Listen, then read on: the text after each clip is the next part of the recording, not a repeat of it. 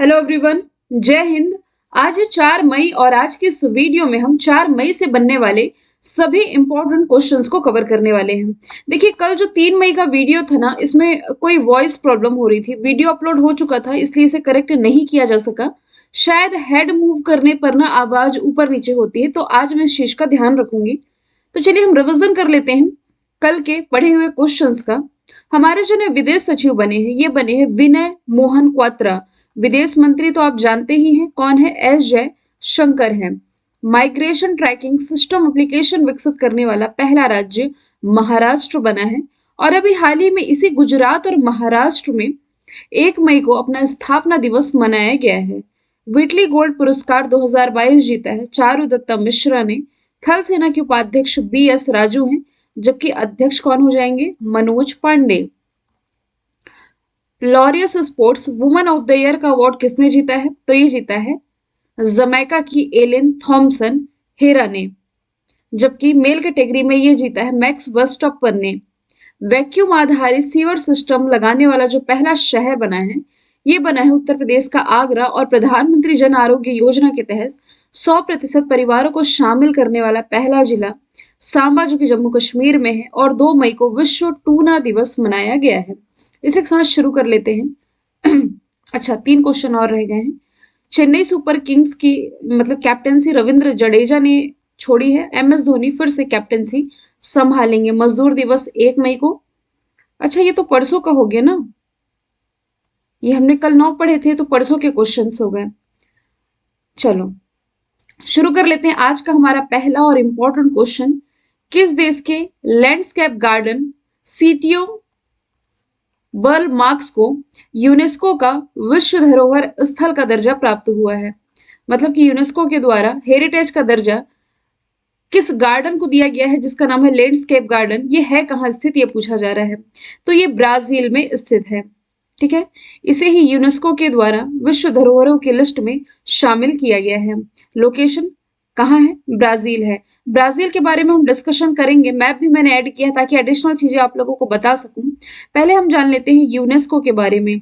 UNESCO यानी कि United Nations Educational Scientific and Cultural Organization, इसका हेडक्वार्टर है जो पेरिस फ्रांस में हो जाएगा। अच्छा, यूनेस्को की गुडविल एम्बेसडर अभी हाल ही में कौन बनाई गई है, तो ये नाओमी कावासे, जो कि जापान की है, ये बनाई गई है यूनेस्को की गुडविल एम्बेसडर। और यूनेस्को के द्वारा अभी हाल ही में इंग्लैंड का जो लिवरपूल है ना, इसे हेरिटेज के दर्जे से हटा दिया गया था, ये कहते हुए कि ये इसका प्रॉपर मैनेजमेंट नहीं कर पा रहा है। हैती का जो जोमो सूप है, जो कि इसकी स्वतंत्रता का प्रतीक माना जाता है, इसे अमूर्त विरासत में शामिल किया गया है यूनेस्को के द्वारा। भारत की तरफ से यदि हम देखें तो 40 स्थल हैं जो कि यूनेस्को के हेरिटेज साइट में शामिल हैं, जिसमें कि जो 40वां हो जाएगा ना, ये हो जाएगा आपका गुजरात का धौलावीरा। और इसमें 39वां कौन हो जाएगा, इसमें 39वां हो जाएगा आपका तेलंगाना का रामप्पा टेम्पल। और आप क्या रिलेट कर सकते हो, तो आप श्रीनगर को भी तो रिलेट कर सकते हो। क्यों रिलेट कर सकते हो, क्योंकि इसी श्रीनगर को अभी हाल ही में यूनेस्को के द्वारा क्रिएटिव सिटीज नेटवर्क की लिस्ट में ऐड किया गया था। आप लोगों को याद आ ही गया होगा। तो यहाँ हम डिस्कशन कर रहे हैं ब्राजील का, जिसकी capital Brasilia, currency Brazilian real हो जाएगी। इसकी लोकेशन यदि आप देखेंगे, ऐसे स्टूडेंट जो कि फर्स्ट टाइम मेरे करंट अफेयर की क्लास अटेंड कर रहे हैं, तो मैं बता दूं कि मैप के थ्रू भी हम आसपास के एरिया को डिस्कस करते हैं, ताकि आपके दिमाग में चीजें क्लियर रहे कि हम एक्चुअल में किस कंट्री का डिस्कशन करने जा रहे हैं और ग्लोब में उसकी लोकेशन है कहाँ। एकदम बेसिक से बता देती हूँ, ताकि आगे भी किसी कंट्री का डिस्कशन आए तो मैं बता सकूं कि मैं इसके बारे में डिस्कस करने जा रही। इंडिया के मैप में ना ये वाला नक्शा कुछ ऐसे होगा। ठीक है, ये नॉर्थ अमेरिका है, ये वाला हिस्सा ना आपका साउथ अमेरिका है, जिसे हमें डिस्कस करना है। ये वाला हिस्सा यूरोप हो जाएगा। यूरोप में आप इस हिस्से को ध्यान से देखेंगे, क्योंकि अगला आगे जो क्वेश्चन आएगा ये इसी इंग्लैंड वाले क्षेत्र से रिलेटेड होगा। फिर नॉर्वे, यहाँ आगे हम डिस्कस करेंगे। तो ये यूरोप का नक्शा है। इधर यदि आप देखोगे तो सबसे बड़ा महाद्वीप अपना एशिया है। फिर यहाँ आपका अफ्रीका हो जाएगा, अफ्रीका के बाद यहाँ ऑस्ट्रेलिया, यहाँ फिर नीचे तो आपका अंटार्कटिका, और ये ऑस्ट्रेलिया के पास न्यूजीलैंड है। बेसिक आप लोगों को मालूम ही है। तो साउथ अमेरिका में स्थित है ये ब्राजील। ब्राजील देख पा रहे हैं आप कि साउथ अमेरिका का ना ये सबसे बड़ा देश है। आप ये भी देख पा रहे हैं कि साउथ अमेरिका की लगभग सभी कंट्री से ये सीमा साझा कर रहा है, लेकिन केवल 2 ही कंट्रीज हैं जिससे कि ब्राज़ील सीमा साझा नहीं करता। एक तो यहाँ जो आप देख रहे हैं ये है इक्वाडोर और ये हो जाएगा चिली। चिली और इक्वाडोर मात्र 2 ऐसी कंट्री है जिससे ब्राज़ील सीमा साझा नहीं करता, बाकी सभी से कर रहा है। ठीक है? ब्राज़ील में आप लोगों ने अमेज़न के जंगल पढ़े होंगे। अमेज़न के जंगल जो कि अभी हाल ही में कार्बन डाइऑक्साइड के उत्सर्जन के कारण चर्चे में था। अब जंगल है तो कार्बन डाइऑक्साइड का उत्सर्जन कैसे करेगा? ये तो हमें ऑक्सीजन देते हैं। दुनिया का 20% ऑक्सीजन हमें इसी ब्राजील के जंगलों से, अमेज़न के जंगलों से मिलता है। इसे धरती का फेफड़ा कहा जाता है। एनाकोंडा जो आप पढ़ते हैं ना, ये इसी अमेज़न के जंगल में पाए जाते हैं। तो अभी हाल ही में यहाँ आग लगने की घटना के कारण, मतलब जिस हिसाब से कार्बन डाइऑक्साइड का उत्सर्जन हो रहा था, जिसके कारण ये चर्चे में आया था ब्राजील। ठीक है? कैपिटल करेंसी और ऑप्शन सब कुछ हमने यहाँ से डिस्कस कर लिया है। अगला क्वेश्चन है, हाल ही में एमएसई के लिए open for all digital ecosystem launch करने वाला जो पहला बैंक बना है, ये कौन बना है? तो ये भी हाल ही में बन गया है आईसीआईसीआई बैंक। अच्छा, आईसीआईसीआई बैंक के बारे में थोड़ा आगे हम डिस्कस करेंगे, पहले इस फैसिलिटी के बारे में जान लेते हैं जो कि आईसीआईसीआई बैंक के द्वारा है, जो ये प्रोवाइड कराई जा रही है। यहाँ जो टर्म लिखा हुआ है ना, MSME, that is micro small medium enterprises, है ना, लघु उद्योगों के लिए भारत का पहला ओपन फॉर ऑल व्यापक डिजिटल एक तरह का सिस्टम लॉन्च किया गया है आईसीआईसीआई के द्वारा, जिसका हेडक्वार्टर वडोदरा गुजरात में है। और इसके जो अध्यक्ष हैं ये कौन हो जाएंगे? गिरीश चंद्र चतुर्वेदी हो जाएंगे। और इसकी टैगलाइन क्या है? तो टैगलाइन इसकी हो जाएगी, हम है ना ख्याल आपका। हालांकि टैगलाइन तो एग्जाम में नहीं पूछी जाती है। आईसीआईसीआई बैंक से रिलेटेड एक फैक्ट आप चाहे तो याद रख सकते हैं। ये कौन सा फैक्ट है? कार्डलेस नगद निकासी की सुविधा प्रोवाइड कराने वाला भारत का पहला बैंक आपका आईसीआईसीआई बैंक ही हो जाएगा। इंडस इंड बैंक तो अभी हाल ही में फिक्स डिपॉजिट की सुविधा प्रोवाइड कराने के लिए एयरटेल पेमेंट बैंक है ना, जो इसने इंडस इंड बैंक के साथ समझौता किया है। ये मैंने आप लोगों को कल या परसों करंट अफेयर में पढ़ाया है। एसबीआई दुनिया का सबसे बड़ा, ये तो भारत का ही बैंक है, सबसे बड़ा कमर्शियल बैंक है, आपको मालूम है। इसके द्वारा जो पहला फ्लोटिंग एटीएम है ना, इसका खोला गया था 2004 में केरल के कोच्चि में। रिसेंटली इसने ओपन किया है जम्मू कश्मीर के डल लेक में floating ATM. Kotak Mahindra bank की यदि मैं बात करूं तो ऑनलाइन केवाईसी यानी कि नो योर कस्टमर की फैसिलिटी प्रोवाइड कराने वाला ये भारत का पहला बैंक हो जाएगा। ठीक है? अगला प्रश्न है, भारत का पहला जीन बैंक ये किस राज्य ने लॉन्च किया है? तो ऐसी घोषणा अभी हाल ही में महाराष्ट्र सरकार के द्वारा की गई है। इसकी इमेज नहीं रख पाई है, लेकिन मैं आप लोगों को समझा देती हूँ कि हाल ही में महाराष्ट्र की जो कैबिनेट है ना, यहाँ भारत का, मतलब भारत में ही अपनी तरह का पहला इस तरह की परियोजना, मतलब कि महाराष्ट्र जीन बैंक, इस परियोजना को मंजूरी मिल चुकी है, जिसका मेन पर्पस है कि जो समुद्री विविधता यानी कि डाइवर्सिटी है, जो पशु विविधता है और जो फसलों के बीज होते हैं ना, इसके अनुवांशिक संसाधनों का संरक्षण किया जा सके। अब ये अनुवांशिक विविधता जो टर्म है, इसका मतलब क्या होता है? अनुवांशिक विविधता ये एक्चुअल में है क्या? देखिए, अनुवांशिक विविधता का अर्थ है कि एक ही प्रजाति के विभिन्न जीवों में, मतलब कि इनके जीनों में होने वाले परिवर्तन से है। क्योंकि देखिए, हम तो चलिए ह्यूमन है, तो ऑब्वियस है कि हमारे 2 हाथ होंगे, 2 पैर होंगे, आंखें होंगी, जेनेटिकली जो चीजें चली आ रही हैं, है ना। लेकिन एक ही प्रजाति के जो जीव होते हैं उसमें भिन्नता पाई जाती है। वर्तमान में इसी सिद्धांत के कारण जीवों में जो विविधता देखने को मिल रही है, तो ऐसे में अनुवांशिक संसाधनों का संरक्षण करने के लिए जो पहला जीन बैंक है ये ओपन होने जा रहा है महाराष्ट्र में। तो महाराष्ट्र का बेसिक तो आप लोग जानते हैं, इसकी कैपिटल मुंबई है, अरेबियन सी के किनारे बसी हुई है, मुख्यमंत्री उद्धव ठाकरे हो जाएंगे। बेसिक चीजें आप लोगों को मालूम है, तो यहाँ से मुंबई से रिलेटेड केवल 3 करंट के क्वेश्चन में रिलेट करूंगी। एक तो देखो, स्किल इंडिया रिपोर्ट में ये टॉप पर है महाराष्ट्र। इसके अलावा नेशनल क्राइम रिकॉर्ड ब्यूरो के अनुसार सबसे ज्यादा सुसाइड केसेस यही हैं। ये वही एनसीआरबी है जिसके मुख्य अभी निदेशक के रूप में विवेक गोगिया की नियुक्ति की गई है। यहाँ जेल पर्यटन की शुरुआत की गई है।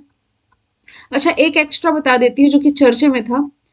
तारापुर, महाराष्ट्र। तारापुर रिएक्टर के कारण चर्चे में था, मतलब कि फ्रांस के सहयोग से यहाँ 6 परमाणु रिएक्टर स्थापित होने हैं। और 6 परमाणु रिएक्टर होने स्थापित जब कंप्लीटली हो जाएगा ये, तो सबसे ज्यादा परमाणु रिएक्टर वाला ये दुनिया का पहला आप कह सकते हैं क्षेत्र बन जाएगा। तारापुर महाराष्ट्र में सबसे बड़ा परमाणु रिएक्टर वाला, सबसे शक्तिशाली आप कह सकते हैं। अगला प्रश्न है, केंद्र सरकार ने किस राज्य में स्थित जो मियाँ का बाड़ा है, इस रेलवे स्टेशन का नाम बदल दिया है? तो मियाँ का बाड़ा रेलवे स्टेशन जो कि राजस्थान में है, इसका नाम बदल करके अभी हाल ही में महेश नगर हॉल्ट ये कर दिया गया है केंद्र सरकार के द्वारा। देखो, राजस्थान में चुनाव से पहले ना 3 गांवों के नाम भी बदले गए थे, हालांकि लिखे जरूर हुए हैं, लेकिन इन गांवों का नाम मैं आप लोगों को नहीं बताऊंगी, पीडीएफ फॉर्मेट में मिल जाएगा। थोड़ा सा राजस्थान के बारे में जानेंगे, और मैंने कुछ ऑप्शन ऐसे सेट किए हैं जिनके मतलब रेलवे स्टेशन का डिस्कशन है क्वेश्चन में, तो ऐसे रेलवे स्टेशन के बारे में डिस्कस करेंगे जो कि बीते 1 सालों में नाम बदले गए हैं, 1 साल में नाम बदले गए हैं। तो राजस्थान से रिलेटेड पहले बेसिक बेसिक फैक्टर डिस्कस कर लेते हैं। तो इसके भी केवल 3 ही करंट के क्वेश्चन बताऊंगी मैं आप लोगों को राजस्थान से। एक तो बेसिक आप लोगों को ये मालूम है कि बायोफ्यूल पॉलिसी लागू करने वाला ये पहला राज्य है। हाल ही में ऊर्जा संरक्षण के मामले में से सर्वश्रेष्ठ राज्य का दर्जा मिला है। तीसरा आप ये रिलेट कर सकते हैं, यहाँ जो सत्यम मंगला वाइल्ड लाइफ सेंचुरी है, इसे अभी हाल ही में T/2 अंतरराष्ट्रीय अवार्ड से सम्मानित किया गया है। अब रेलवे स्टेशन की बात की जा रही है, तो चलो, गुजरात में किसी रेलवे स्टेशन का नाम बदला गया है, तो हाँ, गुजरात में जो केवड़िया रेलवे स्टेशन है, इसका नाम बदल करके एकता स्टेशन किया गया है। इसके अलावा यदि आप रिलेट करोगे तो मध्य प्रदेश में जो पाताल पानी रेलवे स्टेशन है, पाताल पानी रेलवे स्टेशन, इसका भी नाम बदला गया है, और ये टांट्या मामा के नाम पर रखा गया है। टांट्या भील जो कि यहाँ के एक प्रमुख स्वतंत्रता सेनानी रहे थे। उत्तर प्रदेश के मैं 3 स्टेशनों के नाम बताऊंगी जिनके नाम बदले गए हैं। एक तो आप रिलेट कर सकते हो, उत्तर प्रदेश में जो झांसी रेलवे स्टेशन है, झांसी रेलवे स्टेशन ये वीरांगना लक्ष्मीबाई के नाम से जाना जाएगा। दूसरा आप इसमें रिलेट कर सकते हैं मुगल सराय रेलवे स्टेशन। जो मुगल सराय रेलवे स्टेशन है, ये पंडित दीनदयाल उपाध्याय रेलवे स्टेशन के नाम से जाना जा रहा है। और तीसरा स्टेशन इसमें हो जाएगा Naugarh railway station. Naugarh railway station का नाम यहाँ सिद्धार्थ नगर रेलवे स्टेशन किया गया है। अच्छा, मध्य प्रदेश में एक और रिलेट कर लो, कौन सा है? हबीबगंज। हबीबगंज, इसका नाम ना कमलापति रेलवे स्टेशन किया गया। भारत का पहला वर्ल्ड क्लास रेलवे स्टेशन है। तो स्टेशन का नाम बदलने की बात की गई तो हमने कितने रिलेट कर लिए हैं? एक गुजरात का, एक 2 मध्य प्रदेश के, 3 एक राजस्थान, और 3 इसके हो जाएंगे उत्तर प्रदेश के। तो टोटल 7 रेलवे स्टेशन के नाम। ठीक है। अगला प्रश्न, दुनिया की पहली टैक्सी फ्लाइंग एयरपोर्ट जिसका नाम है अर्बन एयर वन वर्टिपोर्ट, ये किस देश में बनाया गया है? तो ये अभी हाल ही में बनकर के तैयार हुआ है इंग्लैंड में, यानी कि ऑप्शन नंबर सी इसका राइट आंसर हो जाएगा। जैसे आप लोग एयरपोर्ट पढ़ते हैं जहां हवाई जहाज आते जाते हैं, लैंडिंग होती है और यहाँ से उड़ते हैं, अपने डेस्टिनेशन में पहुंचते हैं, सेम वैसे ही जो टैक्सी होती है, एयर टैक्सी फैसिलिटी कुछ नई नहीं है, काफी समय से हम पढ़ रहे हैं। तो इंग्लैंड का एक कोवेंट्री शहर है, यहाँ दुनिया का पहला वर्टिकल एयरपोर्ट बन गया है। नाम दिया गया है अर्बन एयर वन वर्टिपोर्ट। अब ये जो लॉन्च पैड बनाया गया है, 14 मीटर लॉन्च पैड है, जहां से जो ये जो टैक्सीज है, एयर टैक्सीज की सुविधा है, ये यहाँ प्रोवाइड कराई जाएगी। ये इंग्लैंड के सेंटर में है। दूसरे शहरों से एयर कनेक्टिविटी बेहतर बनाने के लिए इसकी शुरुआत की गई है इंग्लैंड से। यहाँ फ्लाइंग टैक्सी, फ्लाइंग कार्स और ड्रोन के लिए इस क्षेत्र का इस्तेमाल किया जाएगा। कभी हम लोगों ने सोचा नहीं थी कि टैक्सी फैसिलिटी मतलब एयर टैक्सी मिलेगी, फ्लाइंग कार्स और ये सारी फैसिलिटी अब मिलने भी लगी है। तो इंग्लैंड की यदि हम बात करें तो जैसे कि मैं आपको अभी वर्ल्ड मैप में लोकेशन दिखा ही रही थी, किस क्षेत्र को अच्छे से देखेंगे, ये वाला जो इंग्लैंड है, और ये नॉर्वे देख लो जिसके बारे में आगे हम डिस्कस करने जा रहे हैं। तो इंग्लैंड की यदि हम बात करें, अच्छा, ये जो पूरा क्षेत्र है यूके वाला है, ऊपर में स्कॉटलैंड है, आप लोगों को मालूम है, इंग्लैंड है, वेल्स आपका यही हो जाएगा, नदर आयरलैंड है ना। तो ये 4 राज्य हैं आप कह सकते हैं जो कि संयुक्त रूप से यूके यूनाइटेड किंगडम कहलाते हैं। इसकी कैपिटल हो जाएगी लंदन। यूके की कैपिटल लंदन। लंदन टेम्स नदी के किनारे बसा हुआ है। पाउंड स्टर्लिंग इसकी करेंसी हो जाएगी, लेकिन ये जल्द ही अपनी नई currency, digital currency Britcoin, not bitcoin, Britcoin, जो कि ये लाने जा रहा है।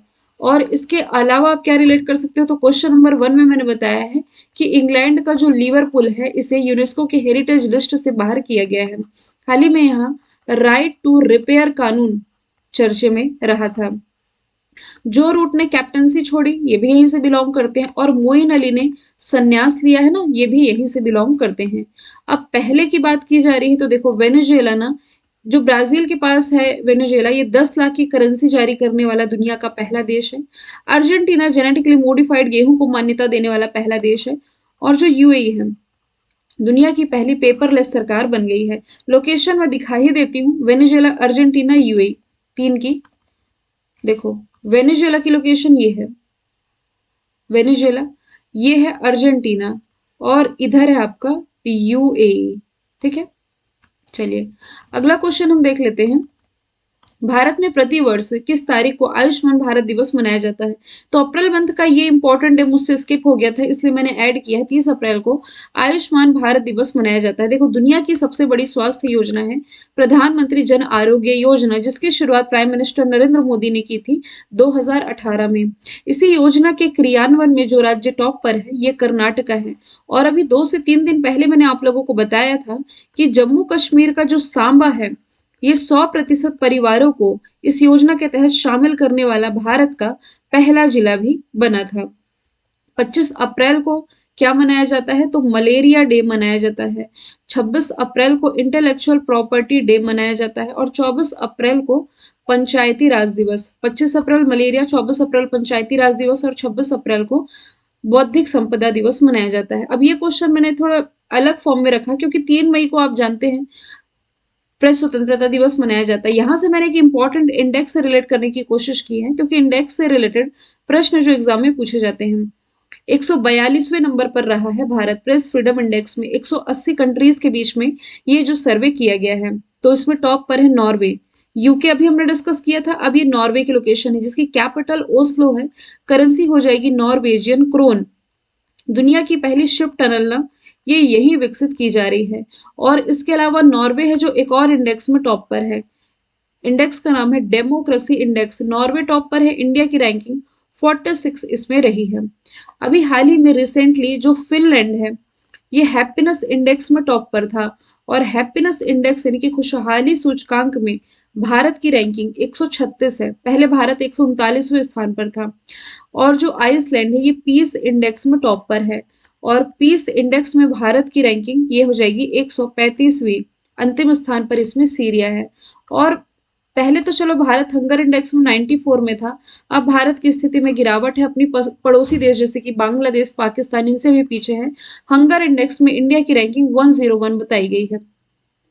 भारत के पहले मोटे अनाज से संचालित होने वाला जो green field grain based ethanol plant है, इसका उद्घाटन कहाँ हुआ है, तो इसका उद्घाटन अभी हाल ही में बिहार में हुआ है। अभी एथेनॉल प्लांट है क्या, इसके बारे में मैं डिस्कस करूंगी ही। पहले मैं आप लोगों को ये बता देती हूँ, ये वही बिहार है जो कि एथेनॉल पॉलिसी लागू करने वाला भारत का पहला राज्य भी है। अब मैंने आप लोगों को बताया था कि भारत सरकार के द्वारा ऐसा विचार किया जा रहा है कि जो आप पेट्रोल डीजल इस्तेमाल करते हैं ना बतौर फ्यूल आपके व्हीकल में, तो इसमें 80% तो आप पेट्रोल डीजल इस्तेमाल करें, 20% इसमें एथेनॉल का इस्तेमाल हो, क्योंकि ये इको फ्रेंडली है। अब ये एथेनॉल हमें मिलेगा कहाँ से? एथेनॉल मोस्टली देखो गन्ने से मिल सकता है, क्योंकि गन्ना भारत में अच्छी खासी मात्रा में उत्पादन होता है। इसके अलावा जो कृषि के अपशिष्ट होते हैं ना, ग्रेन मतलब क्या हुआ, वही अनाज, तो कृषि के अपशिष्ट से भी ये एथेनॉल प्राप्त किया जा सकता है, ताकि हमारी जो अरेबियन कंट्रीज के ऊपर डिपेंडेंसी है ऑयल को लेकर के, ये कम हो सके। अब 80% हमने मंगवाया, 20% खुद का इस्तेमाल करेंगे, तो उससे क्या होगा कि हमारा जो विदेशी मुद्रा भंडार है ये भी कुछ मात्रा में बच सकेगा। तो इसी पर्पज से भारत का ये जो पहला मोटे अनाज से संचालित होने वाला green field grain based ethanol है, ये पूर्णिया बिहार में स्थापित किया गया है। इसमें जो उत्पादन क्षमता है ये 65,000 लीटर प्रतिदिन की है। ठीक है, आप देख पा रहे हैं उद्घाटन करते हुए दिखाई दे रहे हैं।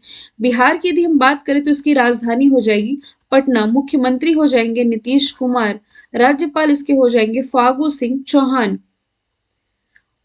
उप मुख्यमंत्री सह वित्त मंत्री इसके अच्छा तार किशोर प्रसाद, जो कि इन्होंने यहाँ का बजट पेश किया था। अब बात की जा रही है पहले राज्य की, तो केरल है ना।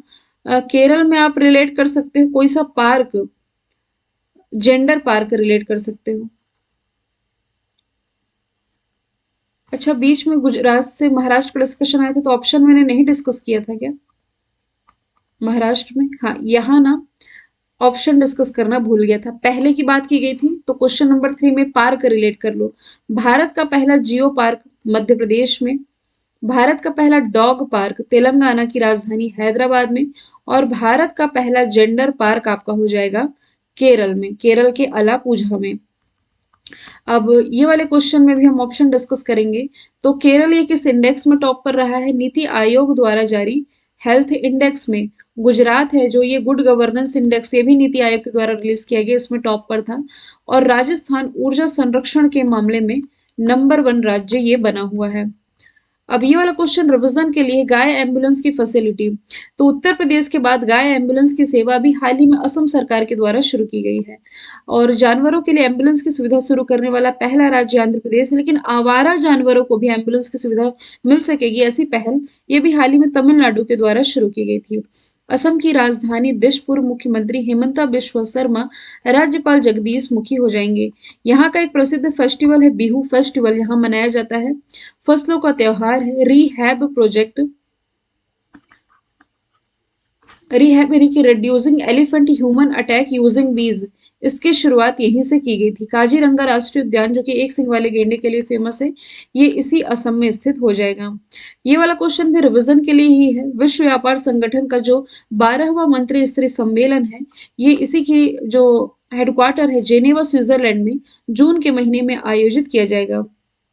ठीक है, हर 2 साल में इसका आयोजन होता है। वर्ल्ड ट्रेड ऑर्गेनाइजेशन की स्थापना 1995 में हुई, जेनेवा स्विट्जरलैंड में हेडक्वार्टर है, 164 मेंबर कंट्री है। नकोजी अंकोजी जो कि नाइजीरिया से बिलोंग करती है, इसके अध्यक्ष बनने वाली पहली महिला के साथ साथ पहली अफ्रीकी भी हो जाएंगी।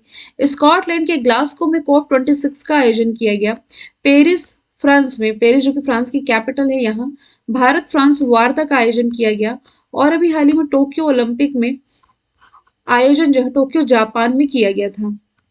मैंने कल आप लोगों से जो सवाल पूछा था, इसका राइट आंसर था हिमाचल प्रदेश। आज का सवाल है अनुसूचित जाति आयोग के अध्यक्ष कौन बन गए हैं? आंसर कमेंट बॉक्स में बताइएगा। और कल 5 मई है, आप लोगों के लिए जनवरी 2022 से लेकर के अप्रैल 2022 तक की मैराथन क्लास ये अपलोड कर दी जाएगी। तो मिलेंगे कल फिर नेक्स्ट वीडियो के साथ। Thank you so much.